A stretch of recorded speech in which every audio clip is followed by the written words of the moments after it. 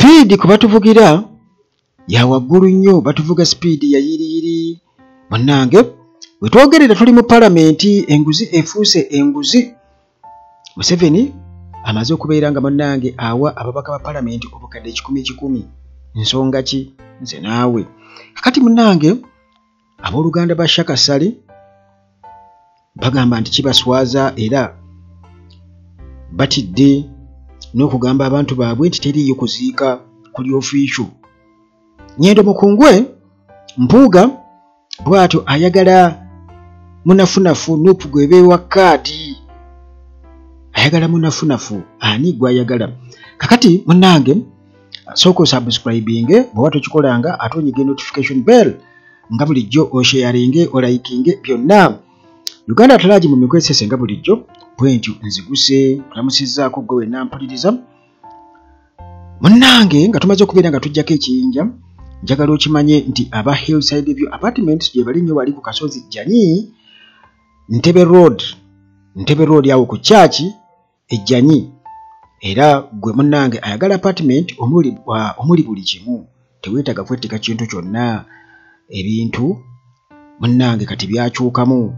Oba olina akasenteko kitegeeza nti ojja kupangisa apartment nga mulimu buli kimu, eddiiro ery'omulembe, TV, music system, ekiyungu nga kirimu buli kimu, gaasi n'ebirala byonna. Gwe ne bw'oyagala okukola ka beeke eri awo, okole ku migaati gyegiwera, byonna weebiri awo. Mulimu ebinabiro eby'omulembe, ebisenge ebisukka mu kimu. Kugambye wifi ya bwereere, kugambye eri awe n'owemmindi akola ki? Asena netiwaaka weeri. Ate nga munnange ne security eri gguluggulu, amasannyalaze tegavaako.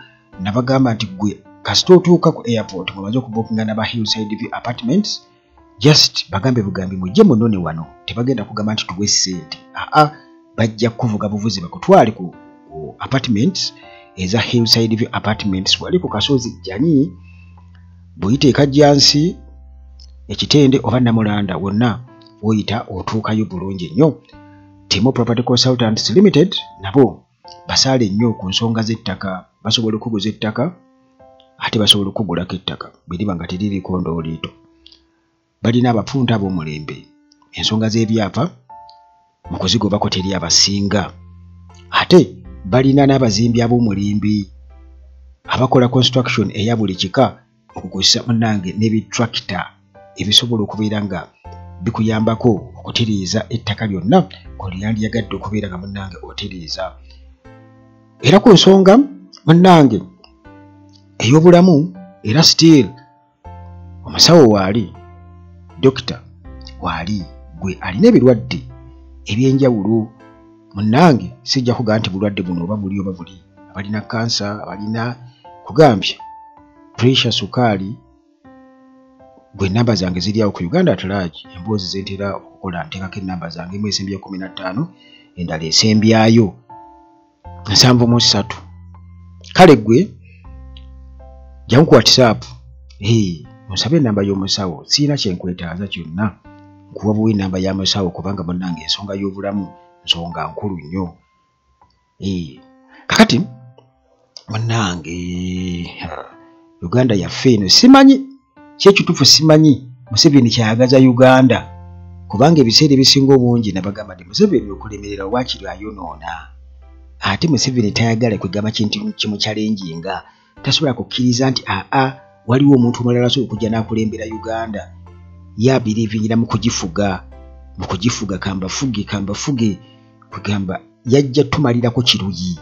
Alinga gwe bagamba nti kati bwe ntuuka abantu be batemo bamanyi nga yo olufuna akabembereza ne bw'oba omuyambye basobola nnyo okwota, ne bw'oba omuyambye yo oluboggerako bw'ati teyafutubbala bufutu bbazi. Kakati bye bikolwa bya Museveni ebyo. Kati ojja ne weewuunya nti amasomero gali awo, abaana basomera wansi wa miti. Naye bwe munnange ekisinga okuneewuunyisa, ate waliwo era abawumbatuutu boolaba mu comment section, bw'oba otunuulira yonna yonna gy'obiraba ojja genda okwesanga nga waliwo abawagira nti ezo sente zammwe, sente zange, sente kakati ezo ze zigenda. Nkugambye n'oweebuuza n'ogamba kati gwe Museveni alinawo sente ezize, zonna ziba sente za mwewo wa musolo. Naye munnange abantu bangi bakivumiridde Museveni kyakoze obukadde 10,000 eri buli mubaka abo bawadde ng'ekirabo kuki jjukira nti wano tubadde tulaba nga beewola ssente kubeera nga mbu bagula bumeme naye ate nga bakulaga zino kati zo si zakwewola bazirinaawo. Jjukira nti emabegako eyo era olwo yatugamba nti mu palamenti bali mu kuwugiramu ssente ziri mu palamenti empitirivu nnyo, naye ate at the same time twali tulina ebizibu bya ssente ekyavako n'okubeera nga balina okumaajinga government agencies n'ebirala nga byonna bitambulira ku ssente. Kugamba Bannayuganda ekizibu kye balina I don't know oba abantu abamu kugamba oba babeera baasoma kuba kizibu okumanya nti ono ddala mu comment section yasoma oba teyasoma. Siyinza kutegeera kituufu naye otekitegeeza nti okusomera siga emagezi. Siga emagezi ojja kulya ssente nti munnange gundi yasoma alina nnyo amagezi oyinza okubeera disappointed. Kubanga ojja okwewuunya nti babeera Bannayuganda oba babeera baki. Kakati munnange ba MPs abamu mu kibiina ekya National Resistance Movement ne ba independent MPs abajja nga tebalinawo kaadi, tebalinawo kibiina kwe bajjidde. Kakati n'abo abamu mu opposition kigambibwa okuba nti baafunye obukadde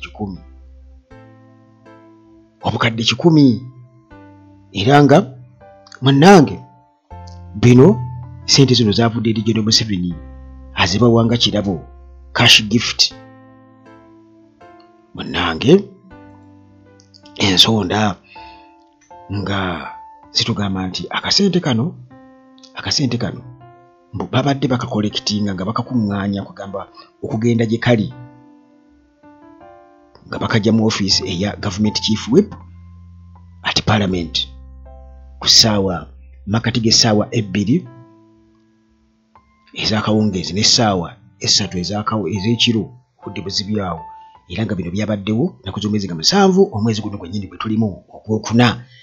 Kakati munnange nga ate abalala olubbo akasente bagenze okukanona ennakasero mu maka ga Speaker Anita Among gye bakajje akasente. Mujjukira ebiseera biri twahakajjabo kati definitely ye yabaddemu kugula omulundi yagazizzaayo zaalyana. Kakati munnange 10 obukadde 10 so nga ate Aaron Kiiza agamba nti ezo just kiggula luggi bakyabongera endala. Museveni akyabongera ssente endala kati zaabawaddeko buwi. Ati tugenda mu kalulu 2026.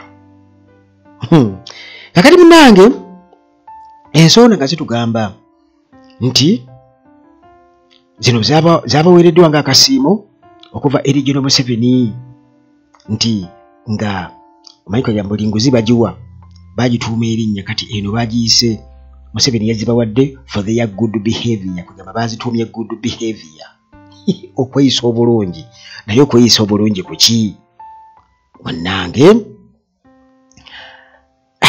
Museveni mbu abamu good behavior mbu naye kati azibawadde olw'okweyisa obulungi mbu era nga addamu okusaba kwabwe abamu kwe babadde nga bamusaba nga bagenda bakuba amavijaali bamugamba tutaase mbu nga bali mu mbeera mbi tebalina ssente. Mbu ababaka ba palamenti bamanyi okumukaabira. Kakati ssente zino Museveni yazibawadde lwekyo nti nga beeyisa bulungi ate babadde nga bajja bamugamba bamukaabira ebizibu nga bwe batalina ssente. Kakati munnange njagala mukitegeere bino byonna ngendo bikubuulira njagala okubyekubyemu ogambe nti Museveni nga musajja mubi. Abasomesa baffe bakaaba akasente bagamba tewali naye kano ko yakafunye mangu nnyo. Sirabangayo muntu gwe bakubye essasi ddala ne bakakasa nti bamuttidde bwereere gavumenti n'emuwa obukadde 5 oba 6 si kyangu. Obukadde 5 mugende muziike. Tunaabalaba. Kakati munnange bano baakawo wa 10 ate bakyabongera ate bibaddengawo eri ebbanga lyonna ebintu bifaanaganako bwe biti.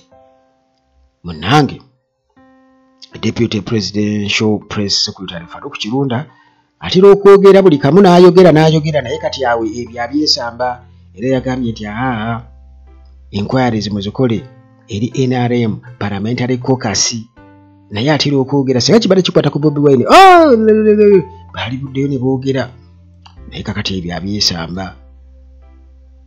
Kakati munnange parliament administration ya parliament naye bino ebyesambye era bo tebamanyiiko ku kintu kifaanaganako bwe kiti kweno reported cash hand out tebalina kye bagimanyiiko era nga okusinziira ku omukyala Grace Kidudu ono nga assistant director CPA at parliament yatugambye nti munnange I'm not aware of anything like that.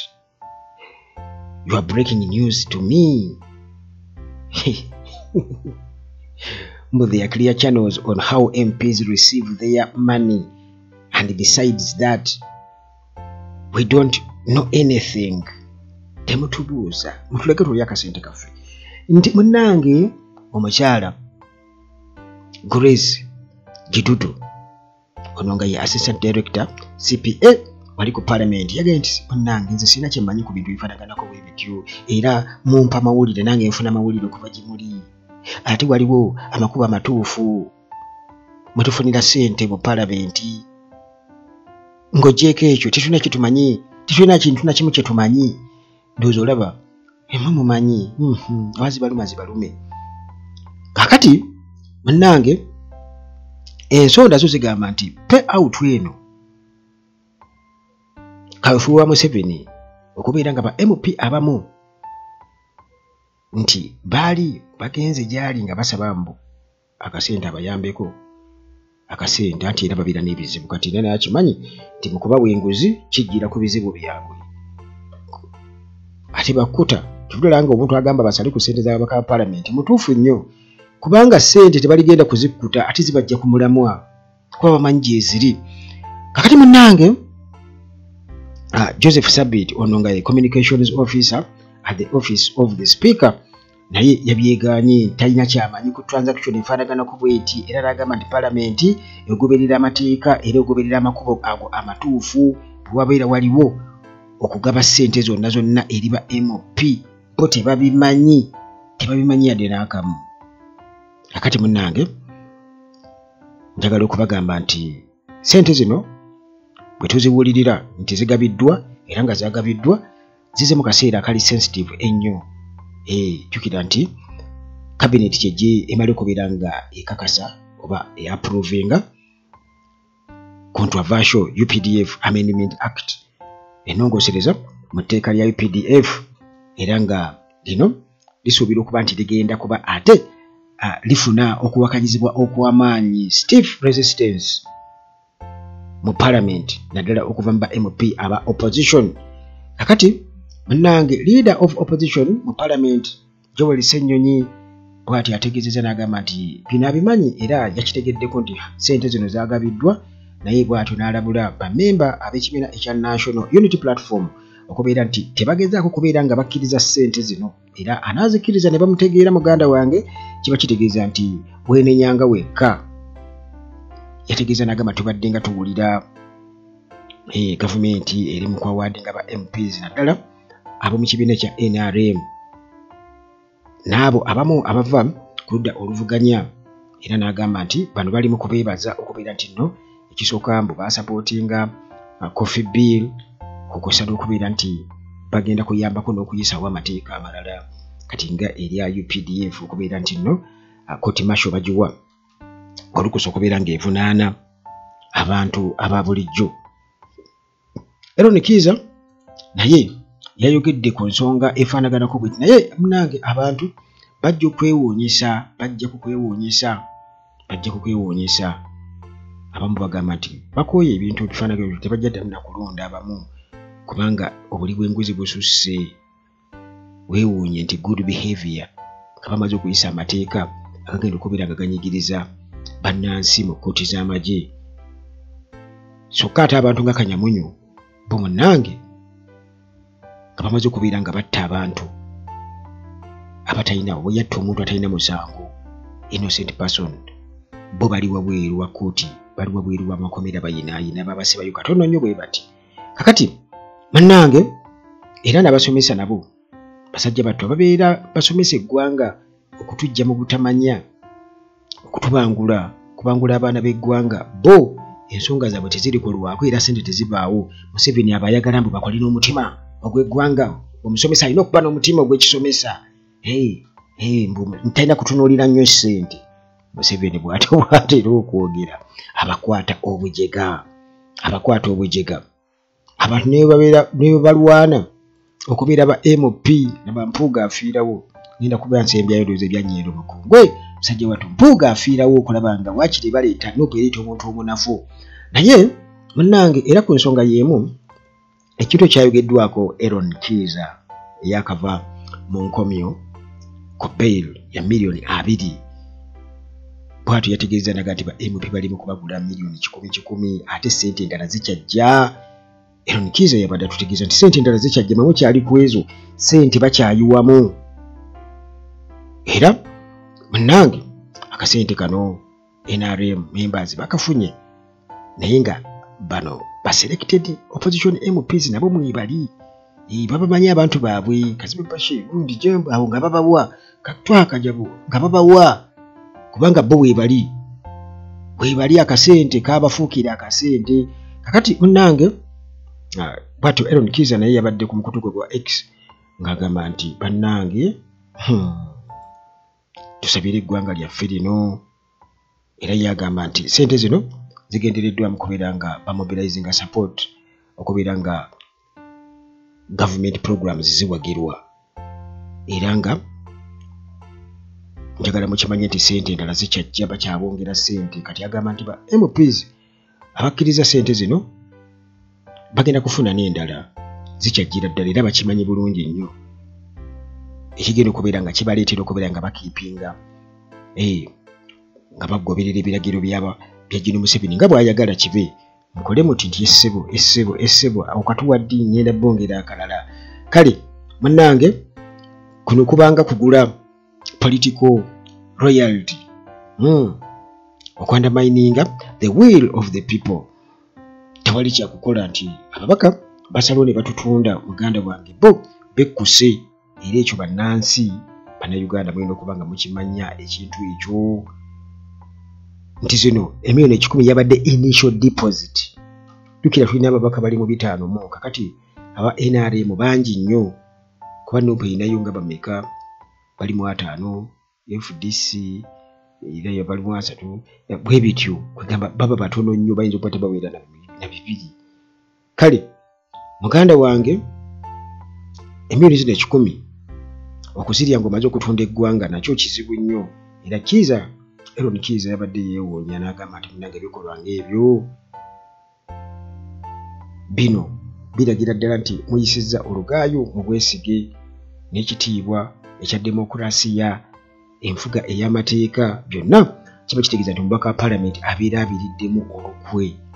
Kakati mbeera efaanaganako bwetyo tetumanyi nnyo naye lwakuba nti abantu era still babeerawo awo oyinza okusanga abantu nga bakomentinga yonna gy'osanga abakivumirira nga babagamba nti munnange balabanga oba Kiiza ayogedde ebintu eby'ekisiru nga bagamba omufukati omuntu omu yabuuza nti is that Nuupu money? Mbwezo sente za Nuupu mumuleke benjoyinge banyumirwe mbumwe temufuna obuwombi 3,500,000 ziyamba bannayuganda. Omuntu omu ng'akomentinga munnayuganda akomentinga mugamba Katonda wange. Kakati kwegamba abantu bazibu Uganda zaabu yensonga ki tulina enguudo embi ebyensoma bifu sente z'omuwi w'omusolo zigenda awo. Naye munnange eyo nga tuvuddeyo kyannaku nnyo naye katuveeyo tewali kyakukola kubanga Uganda yo yabawumba tuutu kinyiza okugamba abantu abamu batukompeyaringa kuba Kongo. Omuntu omu yakomenti nagasiraba nga abantu basiru nga bannayuganda n'abakongo denga Mukama Katonda lengera yali ku mukutu ogumu ate nga tiyalina munnayuganda by the way eyakomentinga ku mukutu ogw'omu nali ndaba story eya Congo. Kakati munnange family ey'omugenzi mukwano gw'abangi Shaka Sale bano bagamba bannange tuswala okugamba abantu baffe nti tegenda kubaayo kuziika. Bano no munnange bye bakulira ekika Shaka Sale mwavanga bagamba nti okwokya omubiri gwe bagwokye gufuuke evvu. Ekyo kiyinza okuba nga kizibuzibu kigenda tuleetera obuzibu okubeera nga tutegeeza abantu tebannange teri kuziika. Mwali badde mutusaasira community tugigambye tutya. Kakati munnange Shaka Sale yafa nga nnaku zomeza 25 mwezi ogwokusatu 2025 abadde ne kariya empanvu ennyo naye bw'atuuka ennyini yasalawo nti omubiri gwe gwokibwe evvu litambuzibwe mu mawanga ag'enjawulo. Kakati munnange kiba kitegeeza nti tegenda kubaawo traditional burial era abantu be tebagenda kubanga bafuna omukisa ogwo. Kakati munnange ono enzwala ey'Ekabaale bwe tumanyi obulungi ennyo gye yakulira okuviira ddala mu buto era nga awangalire mu ggwanga era United States eno nga gyabadde nga aweereza nga munnamawulire. Kakati munnange omukolo gugenda kubeerawo oluvannyuma lw'okufa. Omukolo gugenda kubeerawo oguli private okubanga omubiri gwe gwokyebwa wali mu Alexandria, Virginia era nga kino kikuutana n'obuwangwa obw'Abakiga era nga kitegeeza nti bo munnange nti kyakitiibwa omuntu okuziikibwa nga mulamba era mu nziika eya bulijjo era nga Alex Musherure ono nga ye mukulu owa Butimbu Clan Shaka Sale gy'abadde ava wa kika ekyo kya Butimbu mu Bakiga yagambye nti community bwetyo erekeddwa nga terinaawo answers era nga baswala okubeera nga bagamba abantu baabwe tegenda kubeerayo kuziika era nga munnange kino bakirabanga ekitakkirizika yadde n'akamu. Kale newankubadde abantu abamu bo bagamba nti muleke omusajja evvu ayokebwe evvu litambulwe ligende lisaasaanira Africa ensi continent gy'abadde akiikirira era nga abamu bagamba nti okuleeta omulambo gujja mu America okuguleeta kaliba evvu mbu kiri expensive nnyo naye ekyebuzibwa nti yabadde akola mayinja. Yabadde akola mayinja oba wakomyawo gwa mmese n'abalala. Kakati ate olugwa Shaka Sale kyoga nti kyetaaga ssente mmeka nti era famire ye erina okuteekamu ogukomyawo eno kikyoyogerako ebyo sibitegeera. Baye bantu abamu nabo bajja ne bajuwenga ebintu byesikola ki byesitegeera naye bw'atyo baba yasalawo kikulu nti yasalawo ng'omugenzi nti ayokyebwe kitegeeza tebalina kyakukikolera kubanga naye oba oliawo oba teyabeebuuzaako ba clan leaders I don't know. Kakati munnange tugenda Nnyendo Mukungwe gye tuli Nnyendo Mukungwe. Kati eno munnange ba opponent batiiminze up okubeera nga bwe batyo balaba nga lawyer Nuupu gegenda okuleeta muyizi nga teyeesimba bagezaako okulaga nti nno eri abantu tebamwagalirako ddala era kati posters ze batanze okubeera nga bajja okuzikolako obujuguli bazikuulamu amaaso. Posters ebipande bajja tebwandikako ebigambo ebitategeerekeka okufeesi ne baziyuzaayuza ne bagiteekateekako birangirangi kiba kisobose. Kakati munnange bino bya bufuzi e Masaka era nga bwe bityo bikutte ekkubo ate eddala kabbenkano kennyini kusabotaaginga era nga eno tool bagikozesa okulaba nga Mpuuga agikozesa kubanga bagamba nti Mpuuga yabiri emabega bino byonna nti ayagala kuleeta Sebiina gy'aviira omunafunafu gw'anaasobola okubeera nga amegga naye Samuel Muyizi Mulindwa amutidde. Kakati munnange ono amulabanga ekirooto eky'entiisa era nti bajja okwesimbawo wali Nnyendo Mukungwe ku kaadi ya Nuupu ku tiketi ya Nuupu kiba kitegeeza nti Mpuuga munnange aba agenda kukifuuwa ng'akizza munda. Kakati munnange abantu bagenze okukeera ku makya bakizudde nti posters ebipande ebya Sam Moise Mulindwa nga byonna munnange face abasajja babiyuzizza face bawandiise mwaga basi kumukulagira dda nti abantu bamurejectinze tebamwagala bagala okusigira ekifaananyi abantu nti kati ono tebakola ki tebamwagala kati munnange bwe batyo nga basalawo okubeera nga bawono n'ebipande bye era nga bagamba nti kino bakitandise era ttiimu eya Javiira Sebina yeri ku kino jukira nti kati Mpuuga ayagala nti Javiira kwe babeera wa kaadi nupu gwe beefaako gwe wa kaadi nti era ne bu audio butambibwa amaloboozi obutambula Masaka WhatsApp group nti bulaga nti abantu abamu babadde bamaze dde okubeera nga bakakasa kuba balabye nti twalabye amaloboozi nti twalabye group ya Javiira nga ekola ebintu bino Javiira Sebina twabalabye bagamba nti bino ebintu byatandise essaawa nga 7 eyo gw'ekiro saa 7 gw'ekiro bwe bati ne batandika okubeera nga boonoona era bagamba nti batandikidde wali Agrippa ne Buddu street sezo kwe batandikidde bwe bati munnange ne batandika okubeera nga bagenda bayuza naye nga waliwo abalaba abantu jukira abantu olulaba ne bapostinga ate ne bavoicinga ku WhatsApp kakati bwatyo ye Mpuuga ayagala Sebina gwe bawabeera kaadi gwe babeera bawa kaadi ya Nopu kubanga bwe bamuwa kaadi ya Nopu Sebina abajja kuba mwangu nnyo okumegga ayinza n'okuva mu race nagamba nze ndekedde gundi waba tebakyali kyakola kabeera kabuweddemu kakati Mpuuga yagamba nti Sebina Javiira bw'abanga gwe bawadde kaadi aba confident nnyo nti awo aba agenda kumuwangula ne bw'abanga agidde ku kaadi ya tiketi ya Nopu naye muganda wange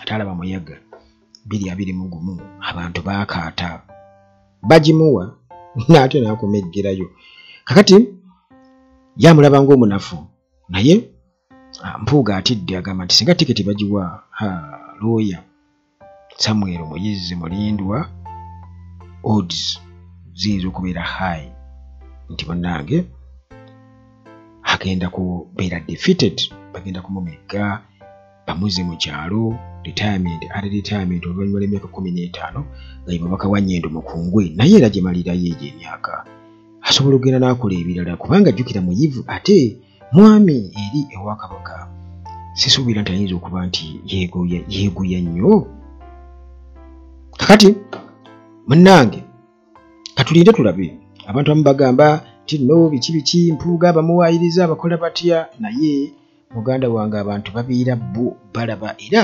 tetugenda kubeera ng'ebintu ng'ebyo tubisirikira tulina okuba nga tugenda munnange tubamanyisa abantu bamanyi ki ekigenda mu maaso okay kankusibulire wano ate tusinkane mu mboozi zaffe eziddako kubanga nyingi nnyo ate nange obudde mbana butono mbalina okugenda okunoonya ekigulira Magala eddiba mubimanyi ebyeno ewaffe Kampala neeyo gye muli tosobola kutuula butuuzi muganda wange naye bwe nfunamu akadde mba nsobola okujja wano netuwajawajaamuko ne nkutegeeza ku biki ebiriwo oba oliawo bye wategeddeko edda nga ngezaako kuttaanya oyongere okubeera nga ate bannange obiggwa ennyalwe Mukama Katonda bakuume mweraba